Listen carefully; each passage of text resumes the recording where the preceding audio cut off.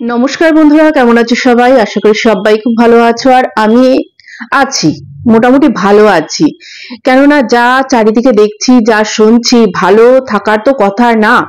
কেন, যখন তোমার দেশের পতাকাকে কেউ অসম্মান করবে, যখন তোমার দেশের জাতীয় সঙ্গীতকে বিকৃত করে সামনে মানে প্রেজেন্ট করবে, ভাইরাল করার চেষ্টা করবে, তখন তো ভালো থাকার কথা না, তাই না? ছোটখাটো সব ব্যাপারে প্রতিবাদ যখন আমরা করতে আসি, তখন আমার মনে হয় দেশের এই এত বড় বড় ব্যাপারেও আমাদের দু চারটে কথা বলতেই হয়। আর না হলে মানে এই ভারতবর্ষের নাগরিক হিসেবে আমার মনে হয় নিজের প্রতি নিজের লজ্জা হওয়া উচিত। তো সেই কারণে আমি একটা অতি সূক্ষ্ম একজন এই ভারতবর্ষের একজন নাগরিক হিসেবে আমি এই প্রতিবাদ করতে এসেছি। হ্যাঁ, আমাদের যে পার্শ্ববর্তী দেশ বাংলাদেশ, সেখানে যে একটা গন্ডগোল চলছে, আগস্ট মাস থেকেই শুরু হয়েছে, তোমরা সবাই জানো। তার ফলে ওখানকার যিনি প্রধানমন্ত্রী ছিলেন, তিনি সেখান থেকে চলে এসেছে। চলে আসার পরে তারপরে জানো সেখানে তাদের এখন যে ইনি আবার শান্তিতে নোবেল পুরস্কার পেয়েছেন। তো শান্তি মানে তিনি কিন্তু অ্যাকচুয়ালি শান্তির প্রতীক, এটাই বলা যায়। তিনি এমন কোনো কাজ করেছেন যার জন্য তিনি ওই শান্তির জন্য নোবেল পুরস্কারটি পেয়েছেন। কিন্তু যেটা হচ্ছে সেটা কি সত্যি সেরকম কিছু দেখা যাচ্ছে বা সেরকম কিছু হচ্ছে? এমন উঠে পড়ে লেগেছে, মানে পোক করতে করতে করতে করতে ভারতের যখন আর নিতে পারবে না, আর ধৈর্য মানে একদম শেষ সীমানায় পৌঁছে যাবে, তখন ভারত কোনো একটা পদক্ষেপ নিতে বাধ্য হবে। এইরকমই করে চলেছে। কিন্তু একটা কথা ভাবো, যদি এইরকমটা হয়, তাহলে তোমরা যারা এইরকমটা করছো তাদের কি হবে? হ্যাঁ, যেই তোমাদের মা বাবা যাদেরকে বানিয়ে রেখেছো, যাদেরকে বাবা বানিয়ে রেখেছো, যাদেরকে বড় দাদা বানিয়ে রেখেছো, তারা কি করবে আমাদেরকে? আমাদের ভারতবর্ষে এমন ভাবে তৈরি, সবটাই এমন ভাবে তৈরি আছে, তোমাদের ওইটুকুনিতে আমাদের কিচ্ছু ফারাক পড়বে না, কিচ্ছু ফারাক পড়বে না। তোমাদের ওটা বৃথাই চেষ্টা। আমাদের দেশে কিন্তু এই ভারতবর্ষে আমরা এমন কোনো কাজ করি না যে অন্য কোনো দেশের মানে জাতীয় সঙ্গীতকে অবমাননা বা হচ্ছে তাদের পতাকাকে এইরকম পায়ের তলায় মারিয়ে চলে যাওয়া, অপমান করা, এইরকমটা কিন্তু আমাদের ভারতবর্ষে দেখা যায় না। আমরা এখানে সমস্ত মানে সবাইকে কিন্তু আমরা সাদরে গ্রহণ করি এবং তাদেরকে মানে কি বলবো, অনেকটা ভালোবাসা দিয়ে আমরা রাখার চেষ্টা করি। কিন্তু কতদিন ভালোবাসা তো একতরফা হয় না, না। আমাদের সত্যি মনটা কিন্তু অনেকটাই বড়। আমাদের ভারতবর্ষের যে জনসাধারণ, যে নাগরিক আছে, তাদের মনটা অনেকটাই ভালো। তার জন্য সব সময় তারা কিন্তু তাদের সবটা দিয়ে পার্শ্ববর্তী যে দেশ আছে তাদেরকে ভালোবাসার চেষ্টা করে, এবং এটা অনেক বছর ধরে করে আসছে। আর না হলে ওই 1971 সালেই কিন্তু সবটা শেষ হয়ে যেত। কি দরকার ছিল যে তখন তাদের পাশে দাঁড়ানো? কিন্তু পাশে দাঁড়িয়েছে। এখন কি বলছে যে আমাদের ভারতবর্ষ নাকি তাদের দেশটাকে কেড়ে নেওয়ার ষড়যন্ত্র করছে, কেড়ে নেওয়ার চেষ্টা করছে। পাগল, তোদেরকে কি করে বোঝাবো বল, কি করে বোঝাবো? যদি নেওয়ারই হতো তাহলে তো তখন 1971 সালে নিয়ে নিতে পারতো। এতগুলো দিন সময় লাগাতো? কখনোই না। মানে এদের মাথায় কিভাবে এটা ঢুকিয়েছে যে ভারতবর্ষ বাংলাদেশকে তার অন্তর্গত করে নিতে চাইছে, তার ভারতবর্ষ বাংলাদেশকে তাদের মধ্যে নিয়ে নিতে চাইছে। কখনোই না। তোমরা তোমাদের মতন ভালো থাকো, আমরা আমাদের মতন ভালো থাকি। তোমাদের যখন কোনো প্রয়োজন হবে আমরা আমাদের এখান থেকে যতটুকু পারবো সাহায্য করব। এটাই তো করে এসেছে এতদিন। ভারতবর্ষের কখনো খেয়ে দিয়ে এমন কাজ নেই যে তোমাদের দেশকে আমাদের মধ্যে টেনে নিয়ে তোমাদের এতজন যে নাগরিক আছে তাদেরকে খাওন পরনের যেই সমস্ত দায়ভারটা নেবে। কোনো কোনো কোনো দরকারই নেই ভারতবর্ষের। হ্যাঁ, কিন্তু শুধু মধু ভারতবর্ষের পেছনে পড়ে আছে। ভারতবর্ষের পেছনে পড়ে থেকে কোনো লাভ হবে? আলটিমেটলি কোনো লাভ হবে? যারা পেছন থেকে উস্কানি দিয়ে যারা চাবি ভরে দিয়ে এই সমস্ত করানোর চেষ্টা করছে, কি হবে শেষ পর্যন্ত? কি হবে? আজকে এই খবরটা যখন শুনলাম যে মানে অতীব জঘন্যতম আমাদের যে জাতীয় সঙ্গীতকে নিয়ে অতীব জঘন্যতম বানানো হয়েছে। তোমরা যারা এখনো শোনোনি, আমি আমার এই চ্যানেলে দিলাম না, আমি পারতাম সেটাকে ডাউনলোড করে নিয়ে আমার এখানে সেটাকে শোনানোর, কিন্তু সত্যি বলতে নিজের জাতীয় সঙ্গীতকে যখন আমরা এতটা শ্রদ্ধা করি, এতটা আমরা রেসপেক্ট করি, তখন সেই আমার চ্যানেলে আমি ওই জিনিসটাকে শোনাতে আমি পারলাম না। তোমরা দেখবে খুব নামকরা একটা ইউটিউব চ্যানেল আছে, নিউজ চ্যানেল আছে, ইউটিউবের নিউজ চ্যানেল, সেই চ্যানেলে দিয়েছে, তোমরা পারলে একটু শুনবে, তোমাদের গায়ের রক্ত টকবক করে ফুটবে, তোমাদের গায়ের রক্ত টকবক করে ফুটবে। এইরকম অসভ্যের মতন আমাদের জাতীয় সঙ্গীতটাকে নিয়ে বিকৃত করে বানানো হয়েছে। হ্যাঁ, মানে কিছু মানে কি কি বলবো, এই সমস্ত কিছু নিশ্চয়ই আমাদের যে ভারত সরকার তার নজরে অবশ্যই এই সমস্তটাই আসবে এবং তিনি এর যে যথাযোগ্য যে ব্যবস্থা নেওয়ার অবশ্যই নেবে, আশা রাখছি অবশ্যই নেবে।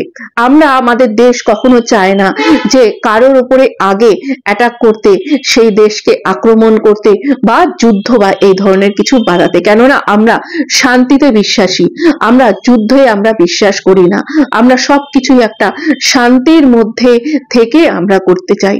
কিন্তু এরা এরা কি করছে, এরা কি করছে? এত বছরের যে ভারতবর্ষ যে তাদেরকে এত দিক থেকে হেল্প করেছিল, তা সেইটা এক নিমেষের মধ্যে সমস্তটা নষ্ট করে দিয়ে আজকে কি কি কি অবস্থায় এনেছে। যেখানে চিন্ময় প্রভুর যে শুনানির দিন, সেখানে কোনো উকিল পৌঁছাতে পারলো না, কেননা তার আগের দিনই তার যে উকিলরা ছিল তাদেরকে মারধর করে তাদের বাড়ি ভাঙচুর, নানান রকম মানে মানে কি বলবো, এতটা একটা অবস্থা করে রেখে দিল যে বাকি যারা আছে তারা কেউ উকিলরা পৌঁছাতে পারলো না তার হয়ে লড়াই করার জন্য কোর্টে। অন্য সমস্ত উকিলরা ওখানে দাঁড়িয়ে আছে সব, কেননা ওনার হয়ে কেউ যদি আসে লড়তে তাদেরকে নাকি মারবে। আমি সত্যি ভেবে পাই না যে এটা কি কি ধরনের এটা হচ্ছে।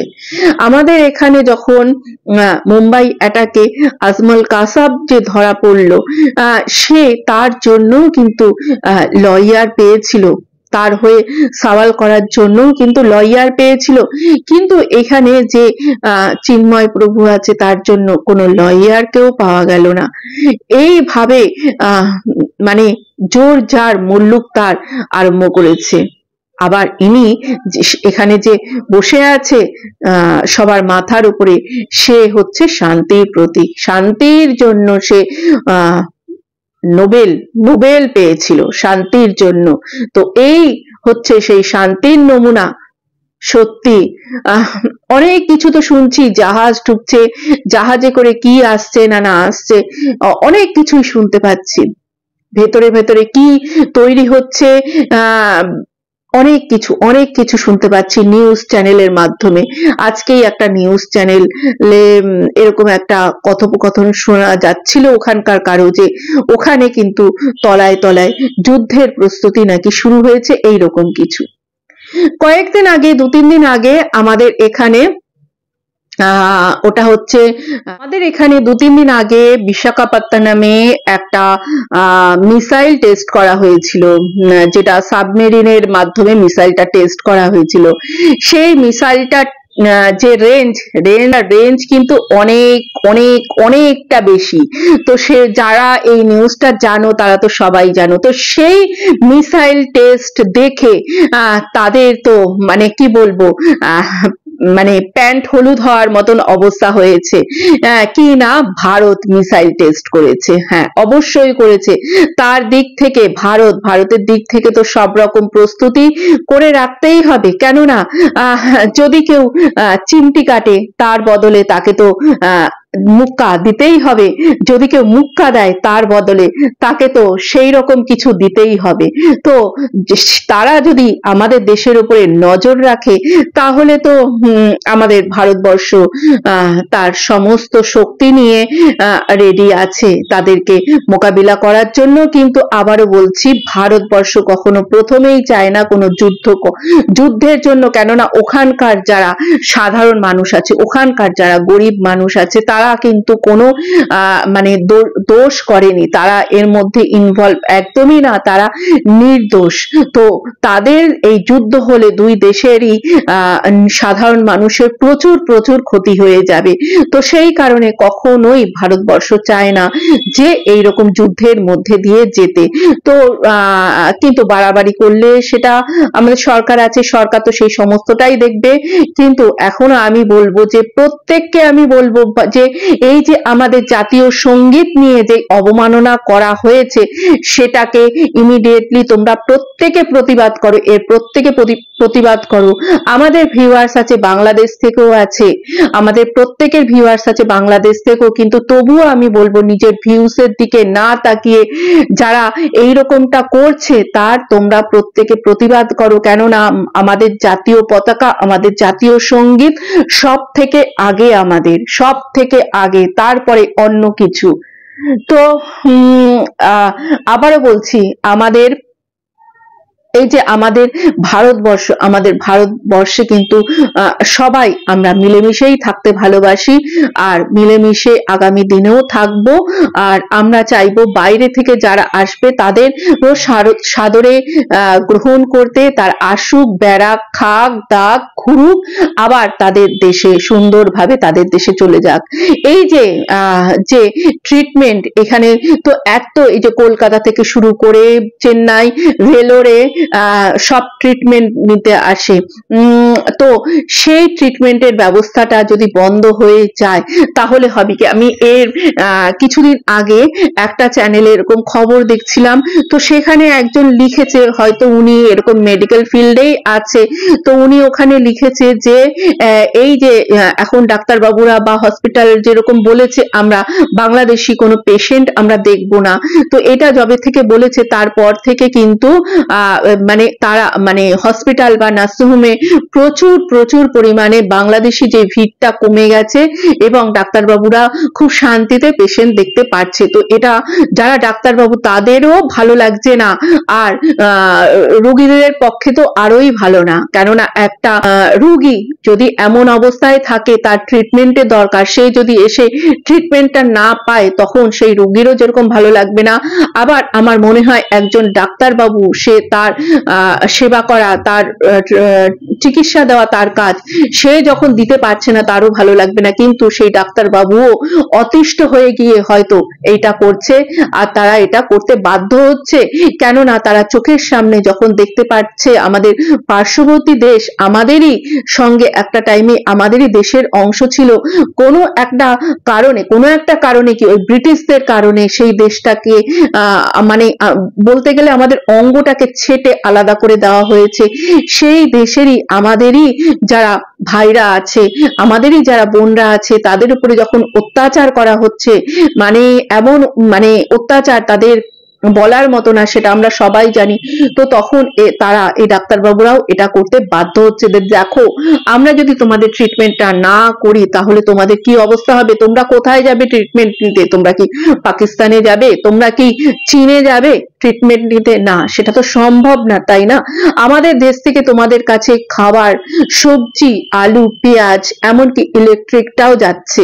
তো সেই সবগুলো যদি বন্ধ হয়ে যায় তাহলে তোমাদের কি অবস্থাটা হবে? এটা একবার ভাবতে পারছো না? তো তোমরা মানে জনসাধারণকে কি বলবো, কেননা এখানে যারা করছে তারা তো সাধারণ জনসাধারণ এই জিনিসটাকে করছে না, ওখানকার মানে যারা বসে আছে, যারা এই জিনিসটা করাচ্ছে তারা তো অন্য কোনো কারণে করাচ্ছে। মানে যবে থেকে ভারতবর্ষটা ব্রিটিশরা ছেড়ে গেছে তবে থেকে ভারতবর্ষে কিন্তু এইরকম একটা লেগেই আছে, ভারতবর্ষের পেছনে এইরকম লেগেই আছে। কেননা ওই ব্রিটিশরা যাওয়ার সময় তারা মানে মনে মনে ভেবেই রেখেছিল যে এমন আমরা তো যাচ্ছি কিন্তু তোমাদের জন্য এমন কিছু করে রেখে যাব যে সারাটা জীবন ভারতবর্ষকে জ্বলতে হবে, আর ভারতবর্ষের সঙ্গে যে এই টুকরো যারা আলাদা হয়ে গেছে তাদেরকেও জ্বলতে হবে, তাদের মনেও বিষ দিয়ে ঢুকিয়ে দিয়ে যাব।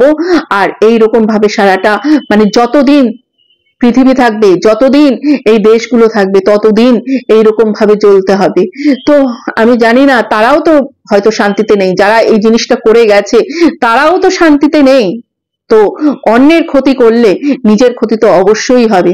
তো টাটা বন্ধুরা, আমি বলবো প্রত্যেকের কাছে রিকোয়েস্ট করব, প্রত্যেকে এর একটা তীব্র প্রতিবাদ করো যে আমাদের ভারতের পতাকা আর আমাদের যে জাতীয় সঙ্গীতকে এইভাবে অবমাননা করা হয়েছে। তোমরা যদি গানটা মানে জাতীয় সঙ্গীতকে এমন ভাবে বিকৃত করা হয়েছে, বলার মতো না, জাস্ট বলার মতো না। টাটা।